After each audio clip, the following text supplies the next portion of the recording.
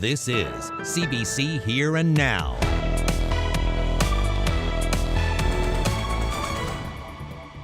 The fallout from the sale of Catholic churches here on the Avalon Peninsula could be felt by some of the most vulnerable in our communities. We're going to have a lot of people who have nowhere to go for assistance. Food banks like this one here in Mount Pearl could soon be homeless and may be forced to close completely.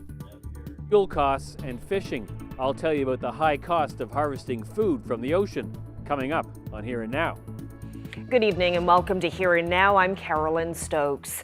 Well, from food banks to fuel, we begin tonight with the ever-rising cost of living.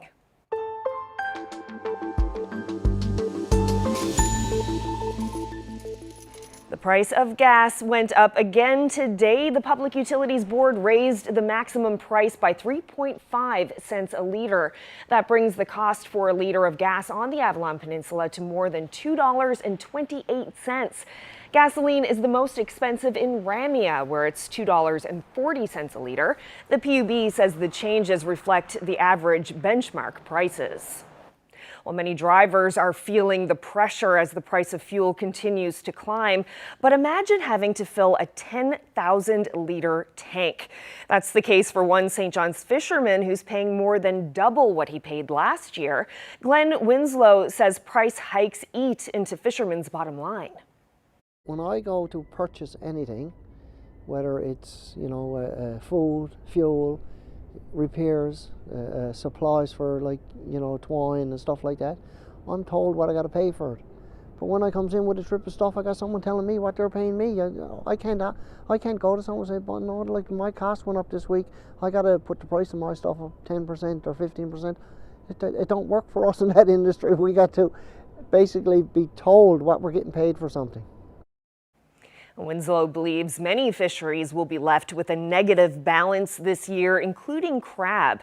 He'll explain why and share his message for the province. That's ahead in 30 minutes on Here and Now.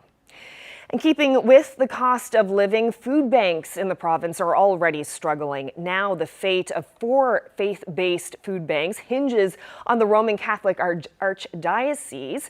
What will become of those food banks if their spaces are sold off? As Terry Roberts reports, other food banks are watching nervously. The supplies, as you can see, we're going to have to go out this week and get more again. The month of May has been a busy one here at the St. Vincent de Paul Food Bank in the basement of St. Peter's Church in Mount Pearl. 80 families in need came here for help in April. That number has already been equaled in May. We pride ourselves on helping the less fortunate in our community.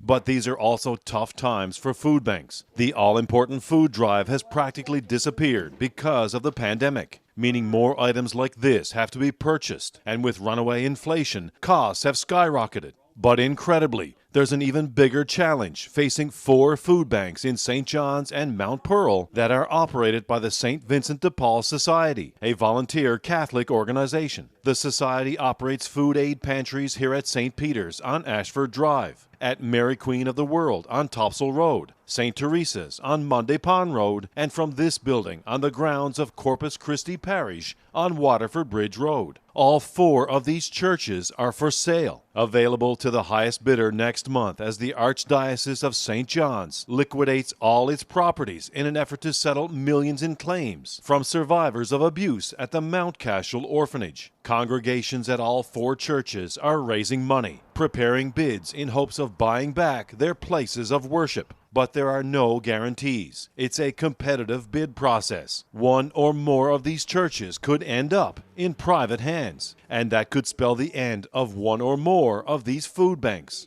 We don't know what churches will be saved. We don't know what churches will be successful in their bids, if any. So then that leaves us the stress of finding a place where we need to go. More than 400 families depend on these food banks to help them get by. Many live close enough to walk here or take the bus. It's very sad and it's very heartbreaking to know that it's come to this. The insolvency shakeup will force the society to make some tough decisions, including whether to operate fewer food banks or none at all. The mood is somber because we know that if we don't have a place to call home and we are forced to close our food banks, we are going to be worried about our families that we serve. Where do they go? How do they get assistance?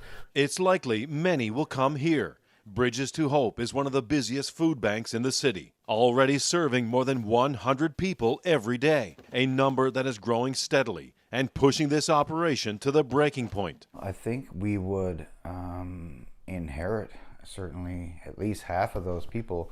But again, like right now, we're at a capacity where we're in an unsustainable situation. The number of new faces at Bridges to Hope is rising faster than this freshly baked bread. The manager says it's not uncommon to see 10 new clients in a day, so the prospect of up to 4 food banks closing their doors is a scary one. So we're in a totally unsustainable situation at this point.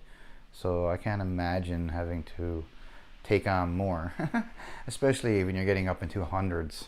Sandra Milmore is praying that the parishes are successful in their bids to buy back their churches so the society can continue helping those in need. Otherwise, she fears an already growing food insecurity problem in the province might soon get a lot worse. Terry Roberts, CBC News, Mount Pearl.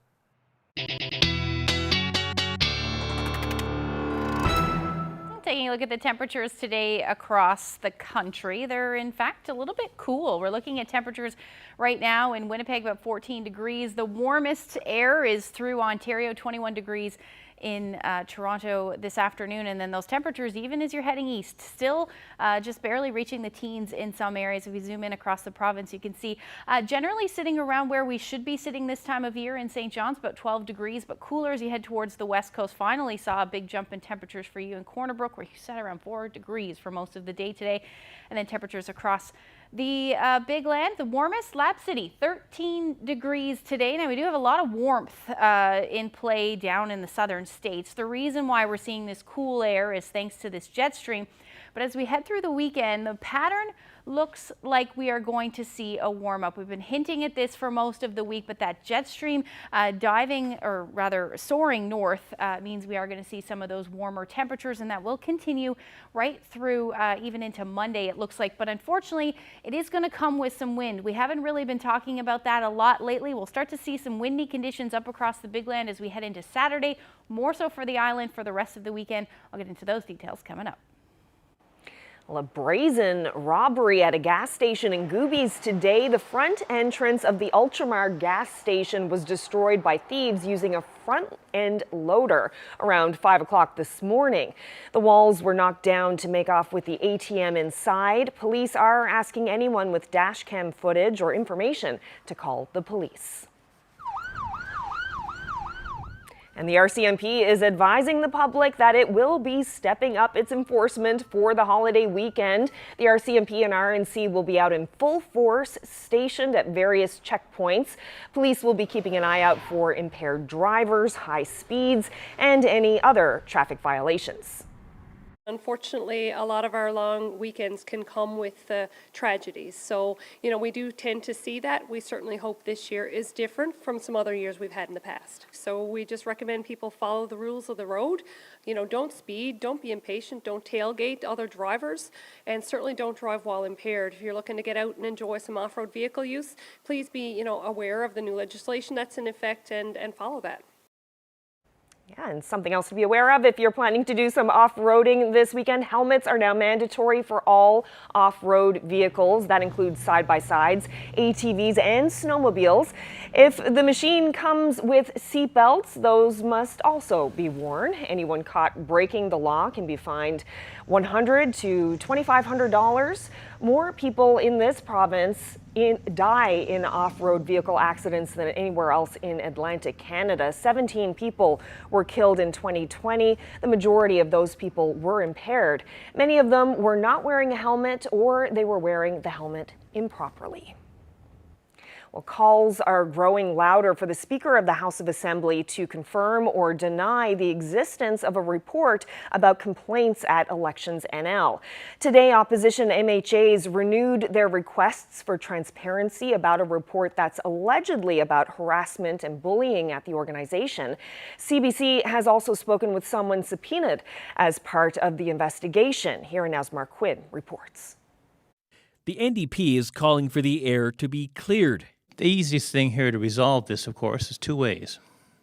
either present the report, so that in the interest of transparency and accountability, or simply come out clearly and say there is no such report. The PCs are convinced that the latter, option 2, won't happen. I'm 100% sure today that it does exist. The fact that nobody's denying that this exists tells me, what's really happening here. That it does exist, it's in the hands of somebody in Confederation Building, and we need to know where it is and how it's being actioned. Radio Canada has spoken with one of the people who was subpoenaed to be interviewed for an investigation of complaints at Elections NL. And Brazel says that since yesterday, the PCs have heard from more people connected to the investigation.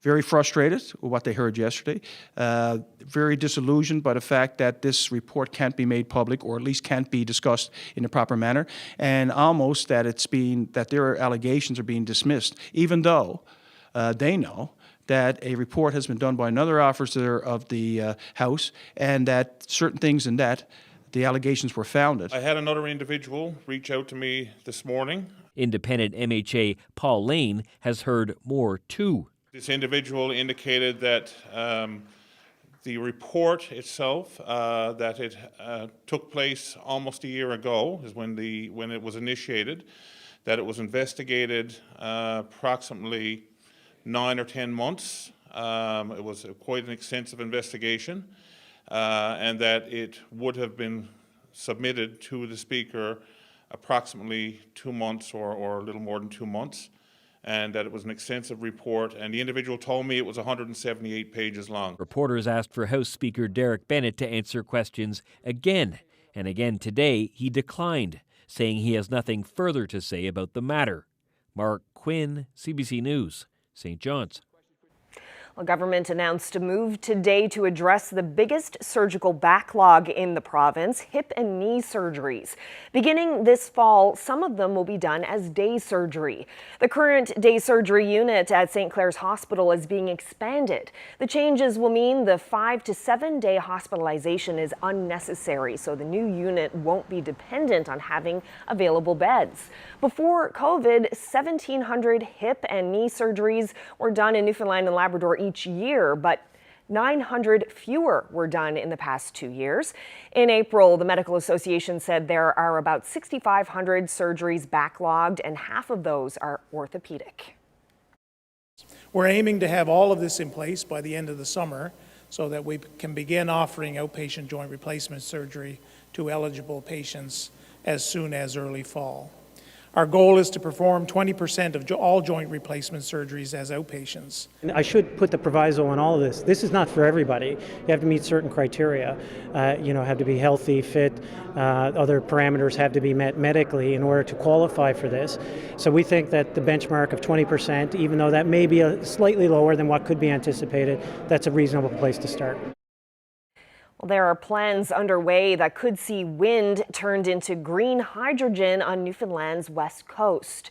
At a conference in Halifax on Wednesday, Nova Scotia businessman John Risley said work on the proposal is ongoing, but cautioned it's not a done deal.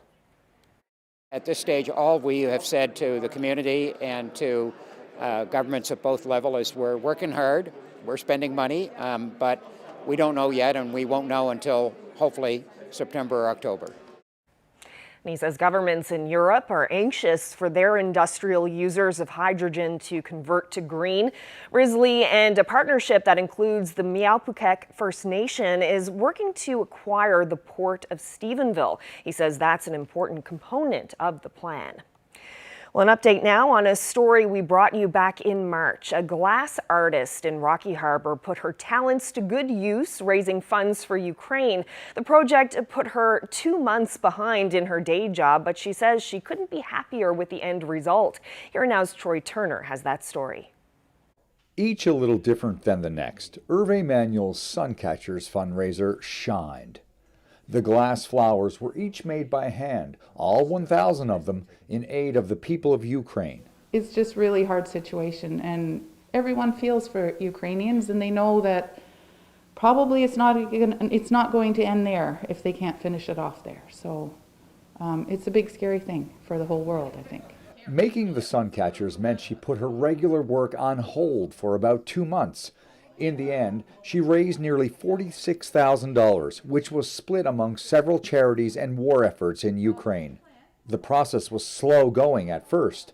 Then the community pitched in. Started off with a few women in the community help package and label and mail out and do the list, and then slowly they started coming downstairs into my studio, and then they started watching how things happen, and they started helping put the flowers together, and then by the end of it they were just coming in daily and making a little kiln full of flowers, and I would fire them, and I was able to do some other work at the same time, right? So it was really good. While there are no immediate plans to make any more of the sun catchers in aid of Ukraine, there are still some left for purchase here at the Glass Station Studio and Gallery. Troy Turner, CBC News, Rocky Harbor. I want to say thank you, because without people like you, we have no show. And both of you have bought something really special. Well, congratulations are in order for Kelly Loader. Kelly came in second place this week on Canada's Got Talent and received high praise from Judge Simon Cowell.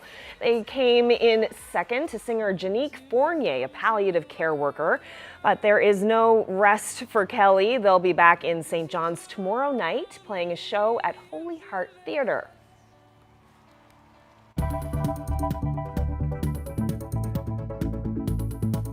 Our cameras caught this beauty today, pecking away in Port Blandford. It's a hairy woodpecker. Now there's some nice weather on the way for some of us. Certainly woodpecker will enjoy it. I'll get into the full forecast coming up.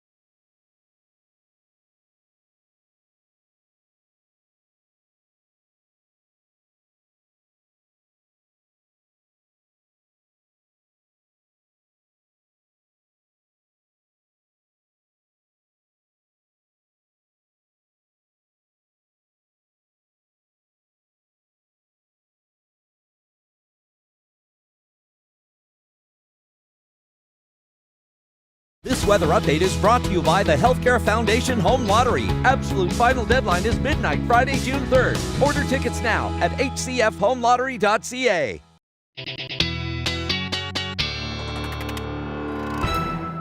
Nearly 3 decades after volunteers cut the first section of the East Coast Trail, the popular hiking area is officially getting a lot longer. So joining me now is Association President Randy Murphy. So tell me about this new section of trail. Where does it start? Where does it end? The new section basically is 52 kilometers long. It starts at Cape St. Francis and travels through the town of, along the coast, the town of Balleen, Portugal Cove, on through Paradise and CBS, terminating at Topsail Beach. It's 52 kilometers, so what is the terrain like over that distance? As you basically move from Cape St. Francis across the coastline into Balleen, fairly rough, lots of ups and downs, very challenging, 18-kilometer section. Then you move into from Balleen onto the Pecos Ridge Path. It's rough at the beginning in terms of challenging and a difficult hike, but it's great. The trail is great, and the transition across the surface is really good. And basically walking on into Portugal Cove, getting to more level ground, even ground as you basically walk into here at Topsail Beach. So White Horse Path is said to be one of the hardest paths. So is this for avid hikers? Is it for everyday walkers? It's for the inexperienced hiker, and that one is 18 kilometers long. So what we've done is we've constructed a remote campsite. There are 5 platforms. So if you didn't want to do it in one go, you basically just backpack in, stay overnight, and then walk on the next day. But basically for the experienced hiker. And if you're thinking about going out there and you're not aware of it, research it, contact us, find out the details before you head out. Is that it for the trail now, or is there more to be mapped out, more adventures to come? The total concept of the East Coast Trail is 540 kilometers. As of this completion here in Topsail Beach, it's 336. So we have a few more to go. But we're stopping down right now and basically making sure that we can sustain what we have before we develop further. The trail continues, the concept of the trail takes you from Kapahayden into Trevasi and across the Avalon to Placentia. Speaking of sustainability, projects like this are not that cheap. So tell me about the fundraiser that you have for this weekend. The fundraiser coming up on June 4th, basically the Trailraiser Community Hike, is our 21st fundraiser. And fundraising for us is important because it's the money for every dollar we raise, we can leverage upwards to probably say $9 additional from provincial and federal funding. And so it's important that people get out and support us and fundraise on our behalf and actually come out and enjoy the day, because this is part 1 of the celebration of the opening of this 52 kilometer trail. Second part is happening on June 4th in the town of Portugal Cove, where we're expecting between 300 and 400 hikers to come out and enjoy the day and celebrate the trail with us. Also, I'd like to take the opportunity to thank all our supporters, our municipal, provincial, and federal partners, our individual and corporate funders, our members, our volunteers, the general public, community groups who've all come together to support us over the past 28 years to make today possible. And we thank them all, and their support is very much appreciated. And we look forward to continuing our journey with them over the next number of years. Gorgeous. There's so much wonderful hiking in this province. What I love about it is you go through the trails and then you see the ocean and then you go back into the trails. It's beautiful. And I love that idea of having a little campsite to go out there and you just take your time and enjoy it. So nice. Yeah, it's lovely. And something else that's really nice has been the weather today, and tomorrow I think is looking really nice too. Even nicer. Excellent. Yeah, it took a little bit of time to get the temperature to be warm in some areas. Let's take a look at where we sat this morning when you went out the door. About 5 degrees in St. John's, 3 degrees in Corner Brook. Then those temperatures up across Labrador were sitting in the minus single digits, so -2 in Lab City today. So talking about Corner Brook at 3 degrees, he didn't really move too much today. So that was this morning, and then look at where you sat for a good chunk of the afternoon. Finally, between 5 and 6, a big jump, relatively speaking, for today. Around 8 degrees is where you're sitting right now. And we're going to see some of the milder air certainly return, but as we speak this afternoon, we sat around 12 degrees in Terra Nova, 11 in Bonavista, and temperature today, daytime high in St. John's, was about 12 degrees. Now, taking a look at what's going on right now, we do have an area of low pressure offshore, area of high pressure to the south. That's why we're seeing some of that clearing sky, or the clearing sky, I should say, for the southern half of the island. And then things are going to start to get a bit more unsettled for Labrador as an area of low pressure moves in as we head through the overnight tonight. Now, taking a look at where those temperatures are, we did see some of that colder air up across the Big Land, seeing a dip in those temperatures as well for parts of the island, but that will move out fairly quickly. And the temperatures today, at least right now, look at this beautiful, finally seeing some sunshine peak out in St. John's with feeling it is 12 degrees rather. Those winds are gusting out of the west between 20 to as much as 40 kilometers per hour right now. So as we head through the overnight tonight, the area of low pressure, a little bit of an associated trough with it, is sparking some showers, or will spark some showers for you, as well as southeastern areas of the Big Land. Again, higher elevations, you may be seeing some flakes fly tonight. Otherwise, we'll see increasing cloud for Lab West, and some showers will develop along with that as well. The rest of the province looking pretty nice through the overnight tonight, with not a whole lot of activity after midnight. But otherwise, the temperatures should stay above zero for you in Lab City overnight tonight, otherwise dipping to between 0 and -4 for the majority of the Big Land. And across the island, you're looking at temperatures between 0 and 5. Winds will ease for you in the west, but they're still going to stay breezy tonight for eastern areas of the island, where they'll be out of the west between 20 to 40 kilometers per hour. Now, as we head through tomorrow, these showers will head a little bit further east. They should dissipate by the time they get through to central Newfoundland, but don't be surprised if you see a few showers in the afternoon pop up. They won't last very long. Otherwise, a beautiful day on Friday, really across a good chunk of the island, with plenty of sunshine, but we will see some more showers move in again later on in the day for Lab West and head towards central Labrador and northern Labrador as we get into Saturday morning. So temperatures expected tomorrow in the teens. We're looking around 19 degrees for Terra Nova. Gander sitting at about 17 degrees. In Harbour Breton, you should sit around 12 through the afternoon. Again, lots of sunshine. We may see temperatures a bit warmer than this in some areas, but as you head towards the west coast, you're looking at those temperatures between 18 and 19 degrees, a little cooler to the south, but the winds will be out of the northwest. Not a whole lot to speak of, but about 20 kilometers per hour. And then as we look towards the northern peninsula and southeastern Labrador, you should be sitting between 12 to 14 degrees under lots of sunshine. And then those temperatures for Happy Valley Goose Bay around 16. Same thing for Lab City. Just want to show you one more time because it skipped through it. But the Avalon should be sitting around 16 degrees tomorrow. Again, winds a little bit breezy in the morning, but they should ease as the day goes on. So let's look at your Friday forecast. Long weekend looks lovely. I'll get into those details coming up.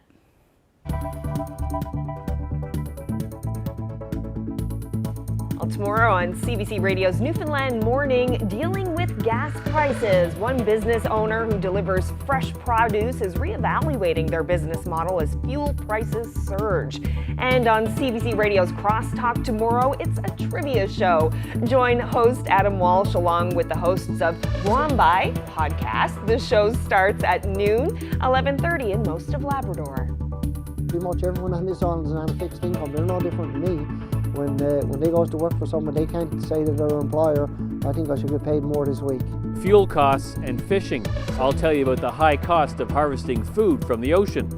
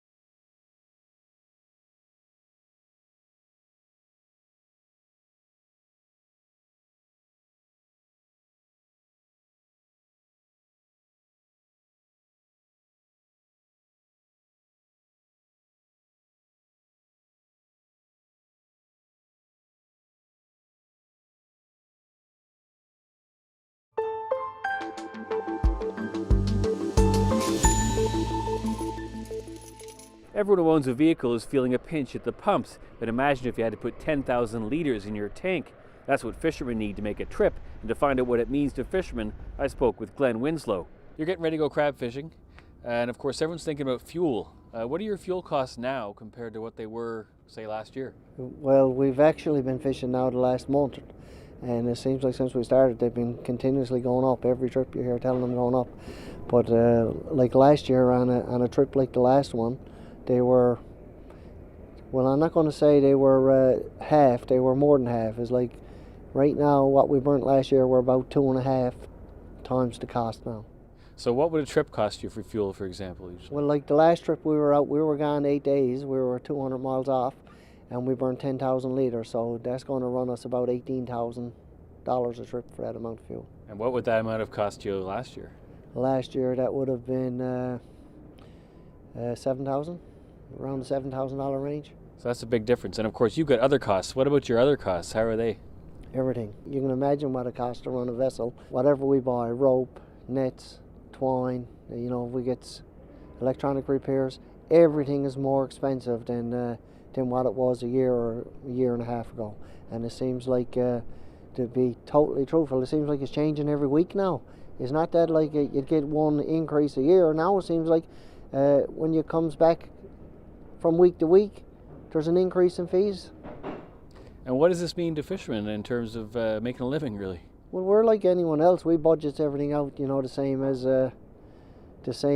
anyone who's running a business.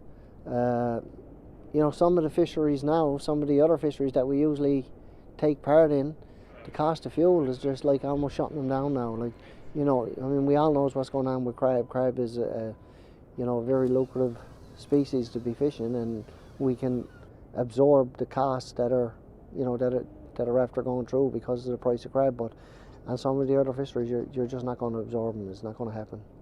But imagine if you had this year's crab price with last year's fuel cost. It would have been nice if that had happened, you know, but that actually didn't happen. And well, like I say, it's not only the fuel cost; it's the other stuff that we're involved in is what's really hurting us too now. So I don't know, you know, that's it. You know, it's all part of being in business now with what's going on in the world, and you know, we're just trying to deal with it, and hopefully, we'll be able to keep going at other stuff. But if we can't, we can't. We'll just have to stop. Yeah. Will it mean that some boats will stay tied up this year because of the costs? I don't think it'll be boats will stay tied up for crab. There's probably enough of a profit in crab to be able to absorb it. But on other species, oh, most definitely, there'll be other species here that fellas definitely will not be able to go at because the profit margin is just not in them species. And you know, like you take shrimp.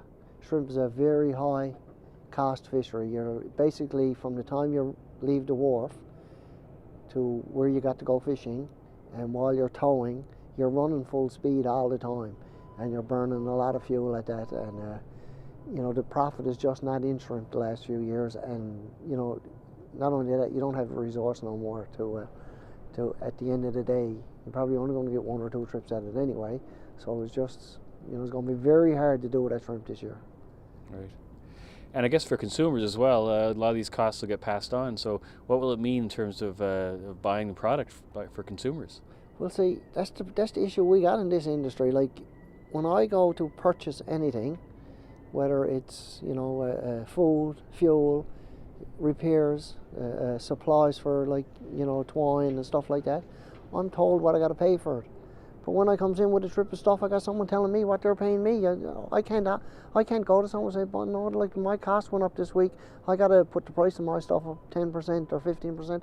It don't work for us in that industry. We got to basically be told what we're getting paid for something. Now, other industries have been asking the government to try to help to cut prices for fuel and other costs as well. Are fishermen looking for some help from government to help them with their costs? Oh, I think fishermen are no different than anyone else on this island now. I think just like the general public, the working person, everyone is finding it hard nowadays, and I'm not looking for nothing extra than what anyone else in this province should get. And you know, we got some very serious issues in this province now, and you know, our governments have got to start to realise that people are finding it hard. And you know, like I said, they're on a fixed, pretty much everyone on this island is on a fixed income. They're no different than me. when they goes to work for someone, they can't say to their employer, I think I should get paid more this week. And that's a big issue, you know, for everyone now. Yeah. One of the things I wanted to ask you about was trip limits. You know, do trip limits affect you that way too? I mean, would your costs be spread out sort of better if you could take home, you know, more per trip? Well, see, the problem we got with trip limits, there's two issues with trip limits. One, if I got a certain amount to catch and I can catch it in 3 trips, well, that saves me fuel, that saves me bait, that saves everything. That saves wear and tear on the vessel. Another problem with trip limits is the fact that, like, it's nice to be fishing in good weather, but a lot of times when you're put on trip limits, you're kind of forced, you're there waiting and you're kind of forced, well, when the time comes for you to go, depending on the weather conditions, you mightn't even be able to go, and that stretches out the season even longer. And if you got another species to go at, that's kind of put on the back burner then, because it runs into the time frame that you should have been at something else. Okay. Well, I appreciate you taking time to speak to me. Thank you so much. You're welcome.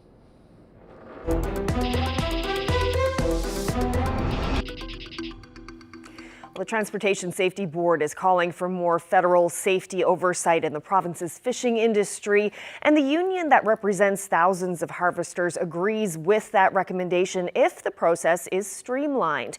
The TSB released a report into the 2020 sinking of the fishing vessel Sarah Ann in Placentia Bay. It believes the vessel had stability issues and capsized suddenly, sending the 4 crew members into the water before they had a chance to put on safety devices or send a distress call. The report offered one recommendation: that commercial fishing vessels be required to register with Transport Canada before DFO gives them fishing licenses. It says that would allow for more safety monitoring and oversight. We asked FFAW President Keith Sullivan what he thinks. Well, whatever we can do to make fishing more safe, as we really got to do it. So on that point, I think there's 2 things to consider. One, what is the best way we can do that? Right now, harvesters already register with a federal agency. They have individual, unique identifiers on their vessel. So what this would really be is like having your car registered twice, 2 license plates, double the work and confusion. So over the long term, we'd like them to streamline that process. But in the meantime, if it's going to be safer right now while harvesters are on the water, well, we'd encourage them to register with Transport Canada as well. But we think over the longer term, it could be a more streamlined, less confusing process there for harvesters. How would registering with Transport Canada make it safer for fishing vessels? Would Transport Canada inspect registered vessels to make sure that they're safe? I think a part of it hasn't been made clear to harvesters. You know, people have registered their vessels, a very onerous piece of work to get your registration of your vessels before you go fishing. And right now, most harvesters are not really aware that they had to do that or the value. The simple question we get back is, well, why can't one federal agency, DFO, just share that unique information with Transport Canada? Very logical question, and the response says, yeah, I can understand why you would say that, but we can't do that right now. So in recent years, they're saying register with Transport Canada, and they'd be more familiar with the vessel and would help aid the search and rescue. So that's what we're left with right now, but we think over time they should work to improve it. And the TSB highlighted that more than 4,000 vessels in this province are not registered with Transport Canada. Why is that? I don't think it's been communicated or a real priority for them for some time. So, you know, as the union, we've done a lot of work generally to highlight and deal with things that were talked about in the TSB report. For example, we have campaigns with the Newfoundland and Labrador Fish Harvesting Safety Association around you know, wearing PFDs. We're seeing that changing.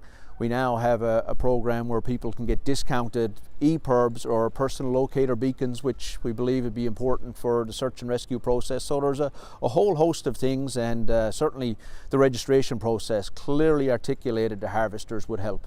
And of course, this recommendation comes out of the investigation into the sinking of the Sarah Ann.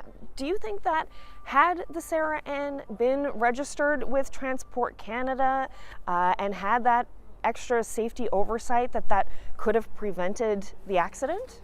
Well, you know, first of all, I'd say, you know, really thinking about the Norman and Kettle families now when this comes up again. So our thoughts are with them right now.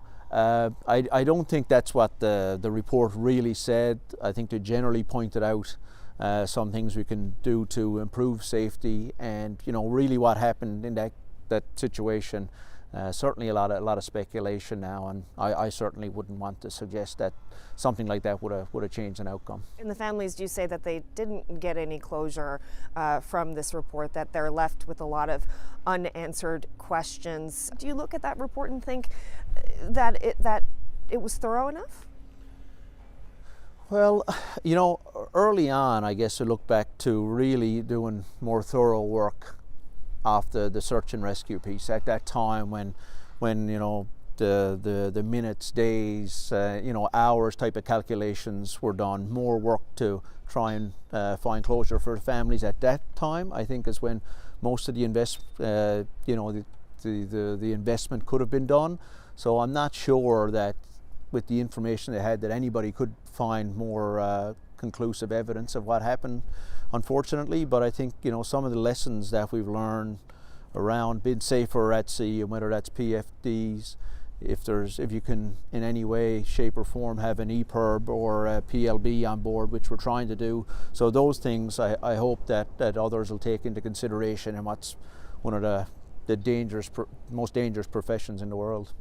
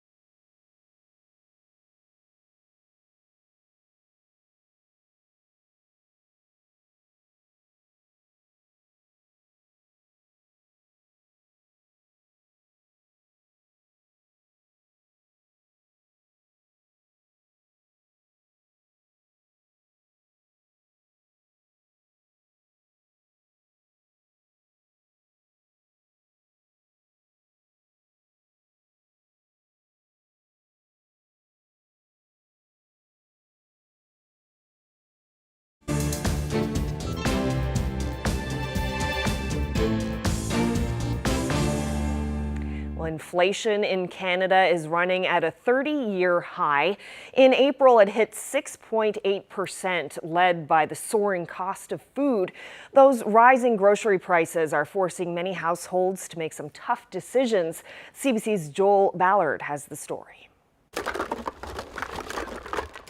Demand is soaring at the Greater Vancouver Food Bank. In the last 2 months, we've seen 800 to 900 clients, new clients, sign up for support with us each month. So that's easily double what we were seeing last year. So it's quite alarming, honestly.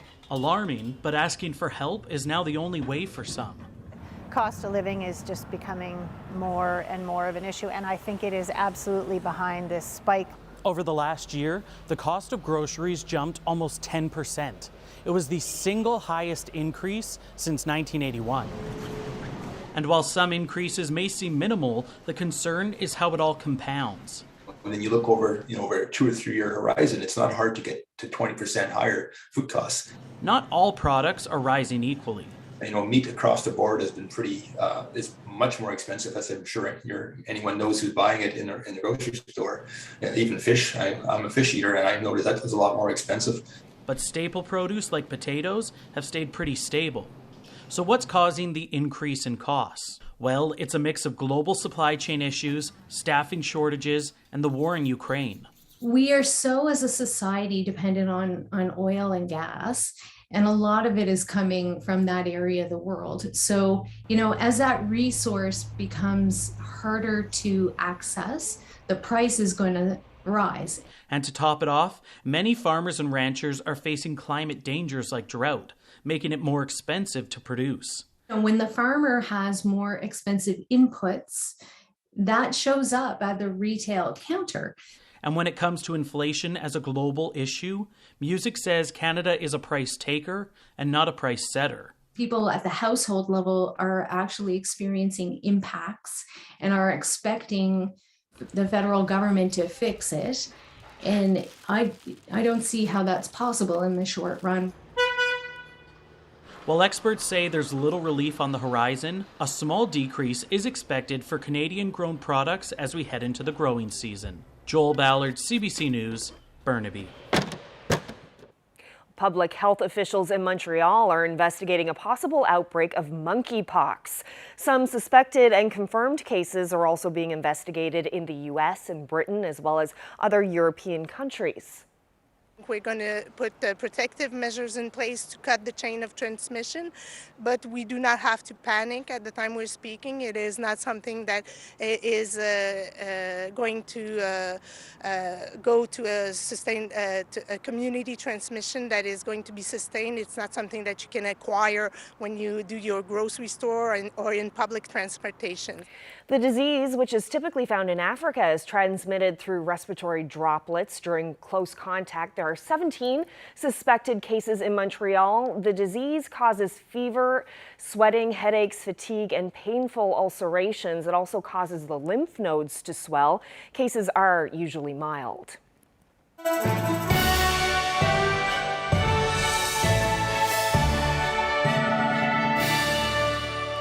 Prince of Wales and the Duchess of Cornwall arrived in Yellowknife today for the final stop on their 3-day visit to Canada. Charles arrived to speak to First Nations chiefs and hear about Indigenous-led solutions to climate change. Camilla visited a school to learn about programs intended to preserve Indigenous languages. The royal couple is there as part of the commemorations for the Queen's Platinum Jubilee, marking 70 years on the throne.